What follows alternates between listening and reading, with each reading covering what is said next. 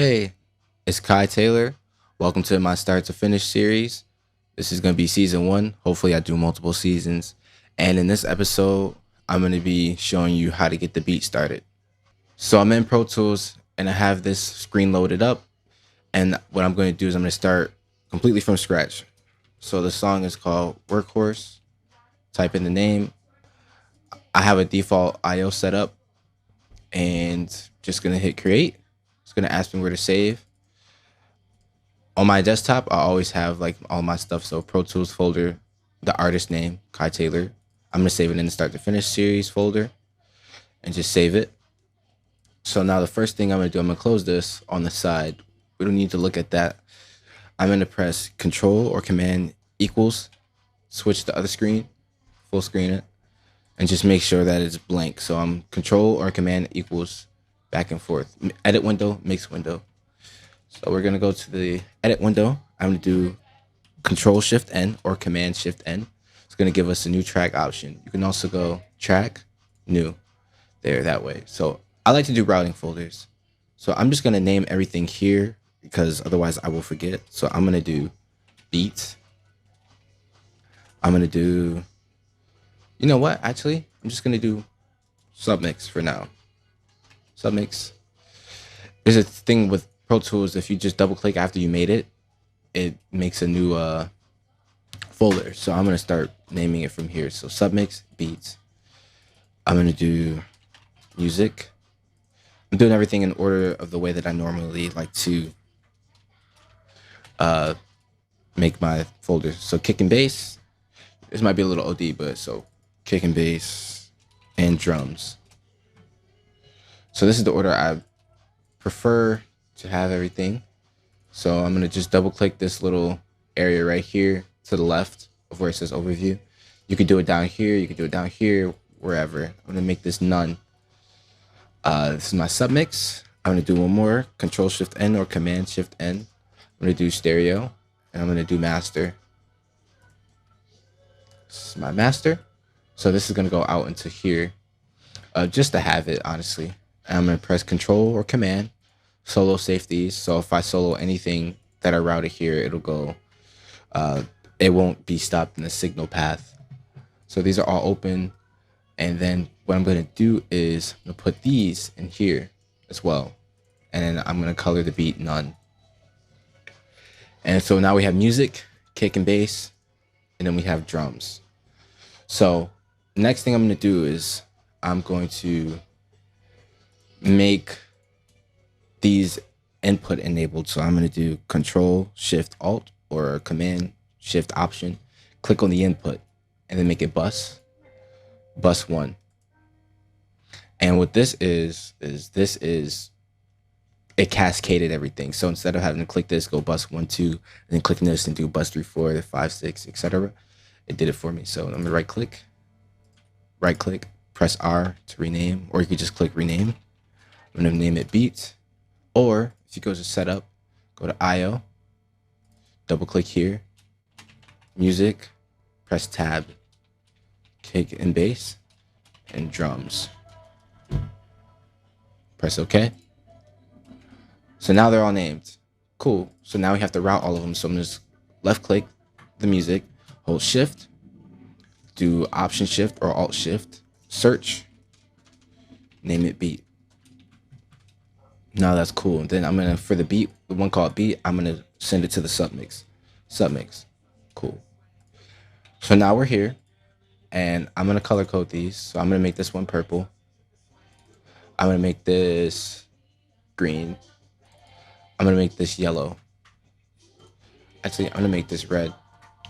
In my case, I always get vocals and things from people. So I'm going to pull it in from the Pro Tools session where it's already been recorded and things. And I'm just going to show you my process of mix to finish. So in case that you guys are getting it this way, you know how to set it up.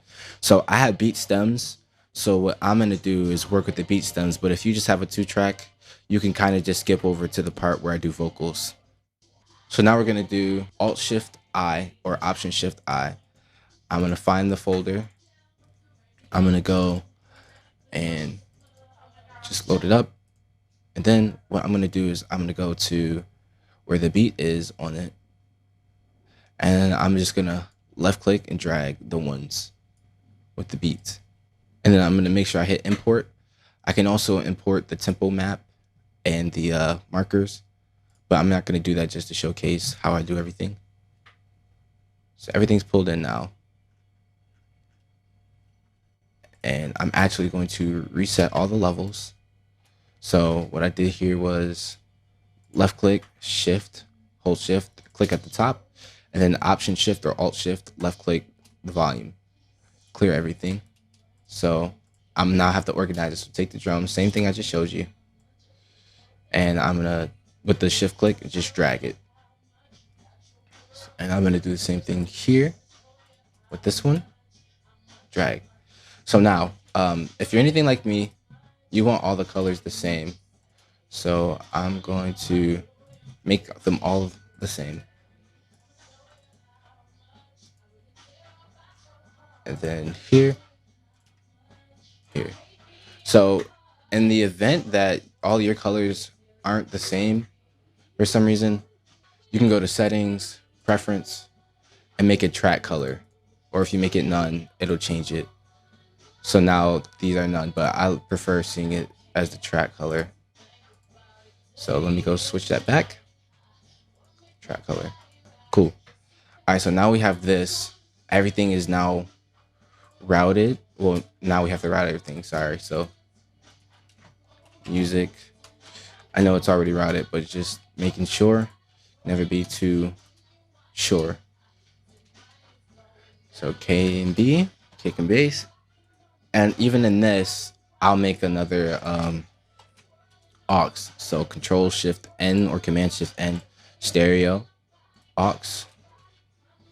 Name it 8. I'm gonna do 2 spaces, so it can just be 8. But otherwise, it won't allow you to name it because it's already the same name. So, and there's one more thing I'm gonna do to make sure that it's visibly separated for you. If this is kind of too much to look at. Generally speaking, I like to make my buses a brighter color, so they're easy to pick out. So routing the 808 one to K and B, which is then going to the beat. So I'm gonna click this, make it 1 lighter. Click this, make it 1 lighter. And then we're gonna go in and route the drums to the drum bus. And we're gonna go in and route the 808s and the bass to the bus, to the 8 bus for 808. Cool. And we're gonna solo safe the 808 bus. Everything looks correct. Everything is solo safe. So now the thing about this is you can close it. So like if I'm working on just the music, I want to look at just the music, close the folder. You can always minimize them. So for this submix one, I always minimize it in the beat one. I like to keep it minimized. I'll keep this. Sometimes I'll do small, sometimes I'll do medium. Just depends on what I'm feeling. And then now you can just work with just the group and you're not wasting it on an aux. You'll notice that right here, I actually have this on. In the session, this was recorded with it on. So this is what they're used to hearing the artist, aka being my friend. So now I'm gonna go ahead and set up the click track, create click. And it came down here at the bottom. So I like to put mine at the very top, delete the one. I like to do that with my master as well. It's routed to the output of the master. So I'm gonna right click it, press hide. So now this little bottom, this arrow on the bottom left here, left click it. And if you want to make it visible, you can do it like that. Just left click the little circle up here. And a cool little trick you can do, tempo is actually 135. Cool little trick you can do is if you press 7 on the number pad, you can actually turn the click track on and off. You notice up here. So I'm gonna actually make my notes.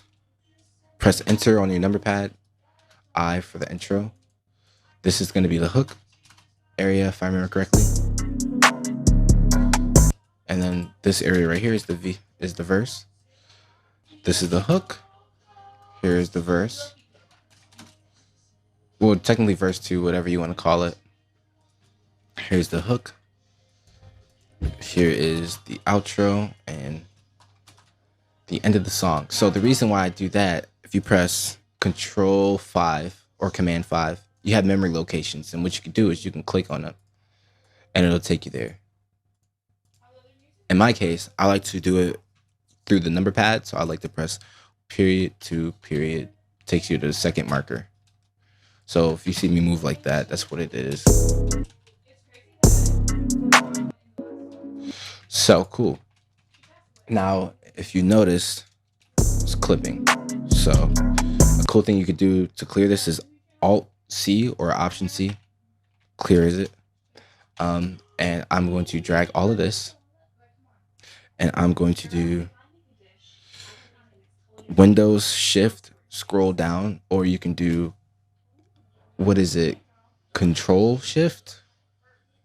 Yeah, Control Shift on Mac. I'm just going to take it down 6 dB. You should be doing the same thing if you're doing a 2-track. And now it's not clipping.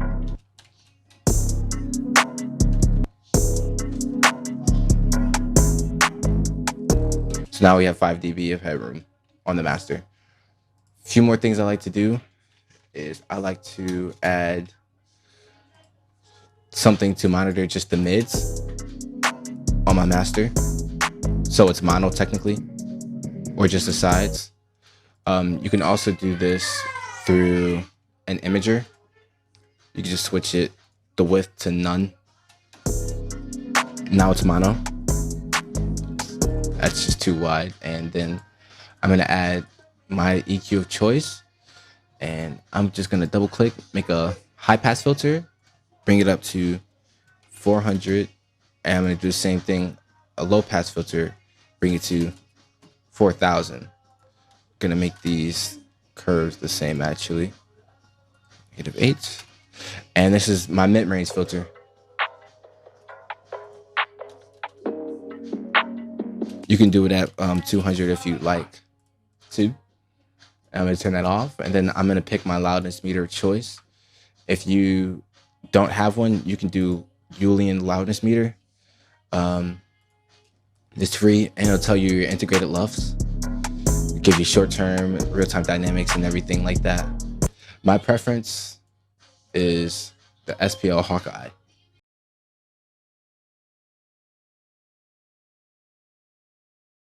SPL Hawkeye. I don't know where I got this habit, but I like using this one. It's a lot easier to read. It's smaller, takes up less screen space.